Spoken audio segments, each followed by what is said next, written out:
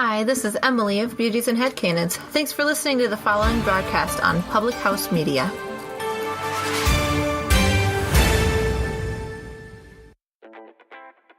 This is John Lauder, host of The Cheap Seats here on Public House Media. Thanks for listening to the following broadcast on Public House Media. Once you're done with this episode, I hope you'll come check out my show, The Cheap Seats, where we talk about sports from the fans' perspective. A new show comes out every Monday. Don't forget to subscribe on iTunes so you never miss an episode of The Cheap Seats. Thanks again for checking out the following broadcast on Public House Media.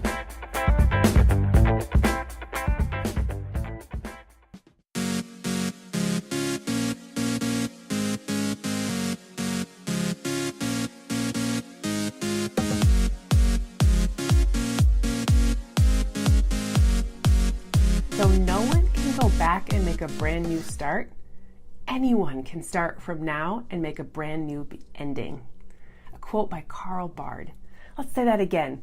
Though no one can go back to make a brand new start, anyone can start from now and make a brand new ending. Welcome to Choose to Rise, where today we're going to be talking about reinventing yourself. We are going to be expanding on how you can make new changes, how you can really focus on creating a new life for yourself and moving forward in a positive way. Good morning, Kelly. If you want to connect with me, hear more on, if you love Choose to Rise and you want to connect with me more, you can go to choosetoriseUp@gmail.com. You can also follow us on Facebook.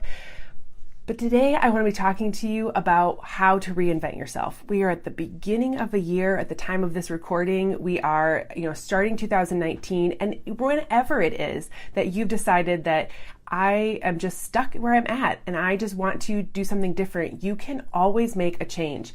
Though no one can go back and make a brand new start, anyone can start from now and make a brand new ending. So if you are really ready to get rock and rolling here, let's dive into content now. So I'm going to give you some tips and tricks to help you reinvent yourself. And, number one is give yourself permission to change.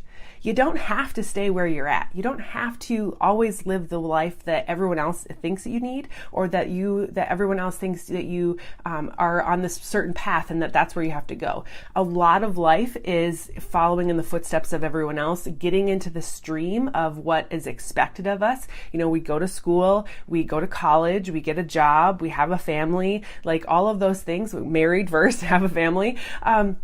But that doesn't have to necessarily be that way. It doesn't have to be the things that other people need or want for you. So you get to decide what you want for yourself. Give yourself the permission to make a change. If you're not happy with where you're at, do something different.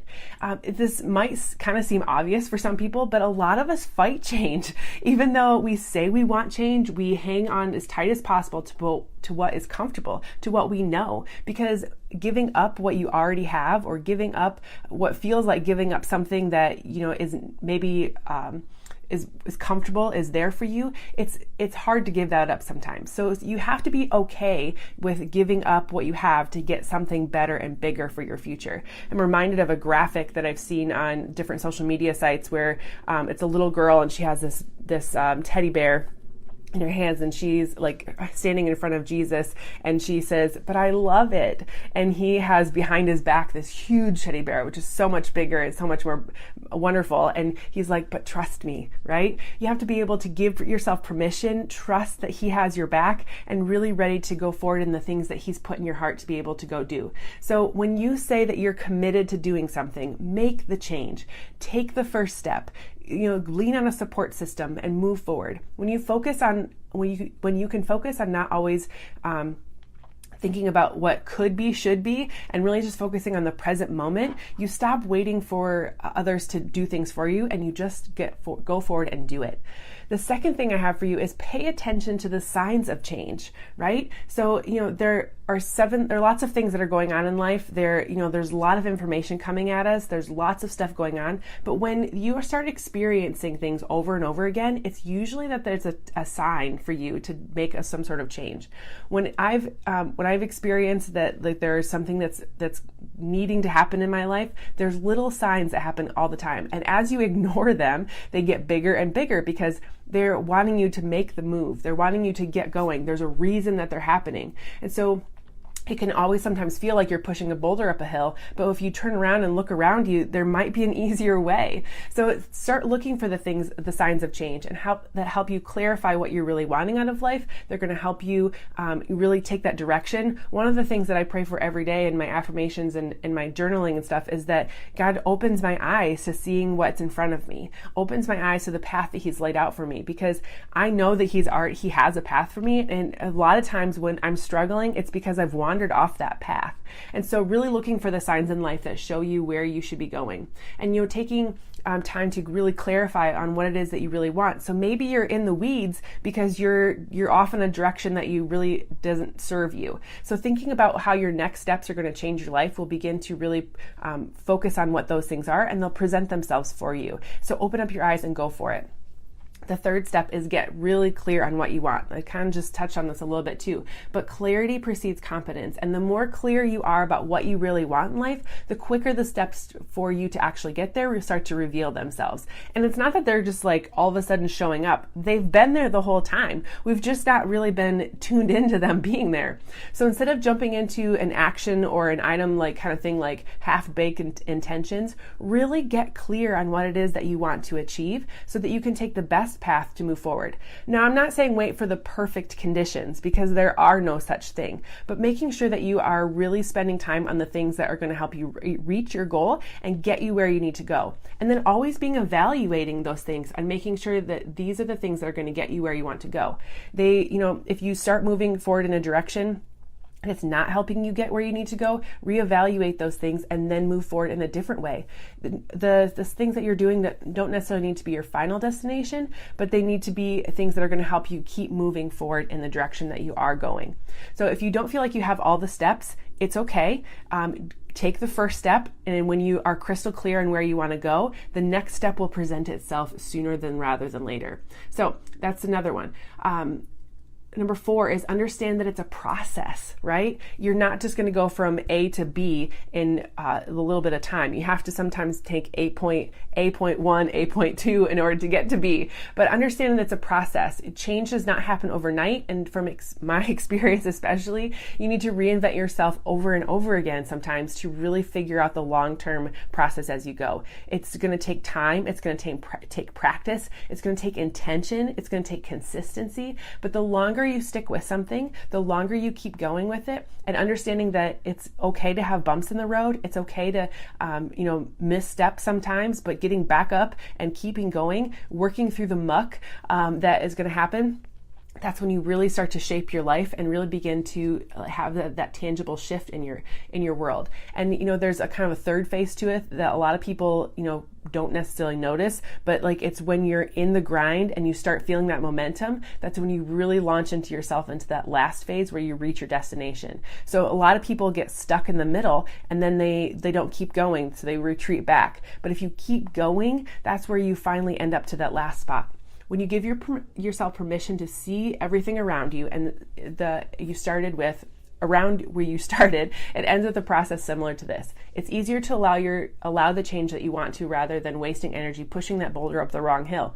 Knowing that there's a process involved in creating change in your life is the difference that makes all the difference, right? So you no longer give yourself artificial timelines because you know exactly where you're going. You're able to relax and make sure the outcomes are a natural part of the journey rather than forcing things to actually happen. The 5th one is nobody has anything to do nobody else has anything to do to do your reinvention. Sorry, that was a struggle one to get out. It's a Friday, people.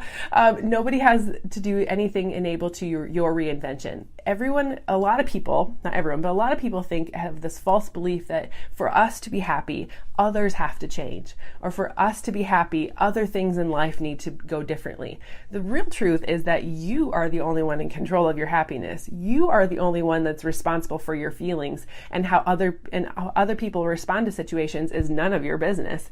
In fact, I read a quote the other day that thoughts are just words until you attach emotion to them. Then they become a charged type of situation. When you can really start to focus on reinventing yourself and really focus on the fact that you are the only one responsible for that, that's not only kind of a freeing thing, but it's really more of a a responsibility for your actions, and understanding that you are responsible for that and that you are in charge of that as well, which I think is a freeing thing, because I don't have to worry about anybody else making time for it or doing something about it. I'm in control of that. I get to go do what I need to do. If I let those thoughts of other people or their opinions or their concerns just pass through and not, give them emotion to it, do not feel them, but know that I'm true and where I'm going, that's when I know that the decisions I'm making feel good and that I'm not wasting time and energy on anyone else. Number 6 is you don't need to have a passion. All right, now listen to this one out. Most people spend so much time obsessing about their passion. Now, I'm very passionate about a lot of things. However, if that's the only thing that I do, it's a time waster. They make themselves the game too early because they can't find their passion. But what is passion, right? I personally think that passion is finding the things that inspire you, intrigue you, that light you up, that God's put inside of you that are making you who you are. And when you find that, great, tap into it. But if you are constantly focusing on always finding that passion instead of just living the life that you have, being grateful for the things that are in front of you, that's when you lose that out, and then you turn and go a different way. So you can be passionate about anything, and seriously, like going for and going towards the things that inspire you, intrigue you, that's definitely something you should always be doing. But also giving yourself permission to engage and enjoy in whatever is happening in life, no matter what. Don't delay your reinvention because you think you have to find your passion first. Actually, just get started, and I bet you'll find things for yourself along the way. Give yourself permission to fully immerse yourself and engage the things that are going on. Tell yourself that, I know that in the past I didn't necessarily enjoy what I was doing or what was there in front of me, but today I'm going to do something different about it. Reevaluate. Think about what's going on, what's happening in your life that you could do something differently about. Then, number 7 is use engagement and enjoyment as a measuring stick. Okay. Money is a good measuring stick for progress, but it isn't the only one, right? If you have a financial goal, or you have, a progress goal of some kind that you're trying to do something with finances, whether it's debt or trying to make a certain salary or doing those kinds of things, that can be a good measuring stick. But I really want you to encourage yourself to look at 2 other areas. How engaged are you in the process of your work? How engaged are you in the thing that you're doing? Are you getting up and going to that job? Are you getting up and doing these tasks because they're just what you do? Or are they something that you're really enjoying in the process of? Are you getting up and loving what you go do? Because life is way too short for you to go do something for 8 hours a day or 40 hours a week or sometimes 60 hours a week that just doesn't light you up. You were created for a reason, and God gave you purpose and passion in your heart to do great things. And if you are not tapping into those things, sometimes it just feels like you're going through the motions. And the problem that most of us have is that we're waiting for specific conditions to occur before we give ourselves permission to show up and engage with what's going on.